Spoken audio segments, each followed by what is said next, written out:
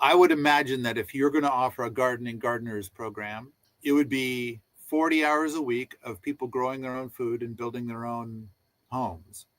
And when they arrive, they will derive benefit from the gardeners that have been on the property before, that have built some bunks and have built some infrastructure and have grown some gardens. And then they'll eat that food and they'll stay in that bunk while they continue to improve under your direction. Like, okay, today we're going to go out and we're going to do these 3 things for 40 hours a week. The people that are guests on your land will be part of what's being done for gardening and natural building and homesteading and things 8 hours a day, 5 days a week, using the models that we've developed here. Then there'll be more bunks and there'll be more food growing there.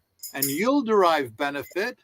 If something goes wonky, your collection of gardeners will leap in and resolve any kind of homesteading issue that came up as a group.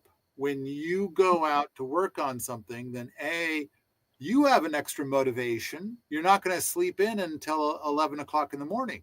At 8 a.m., you start, and all these people are depending on you. So you're not sleeping in. They're not sleeping in. You guys have all agreed to do this thing.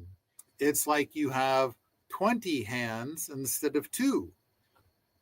And so it's like, okay, let's all, pick up this material and put it into a bucket, and we're going to move it over there. And it's like, wow, that was like so easy. So you're going to have benefit, but they're going to have benefit too, which is going to be that now they're eating that food off of the land instead of people who wish to eat food off of the land, but they continue to buy it from the grocery store. And now they're sleeping in a bunk that was made by other gardeners in the before times, but then they helped to build a bunk that's even better than any of the bunks that already exist. Let's set aside an acre, and we're going to build a humble home and a large garden in that acre for somebody to someday live. And then when 10 years have passed, you might have 8 humble setups like that.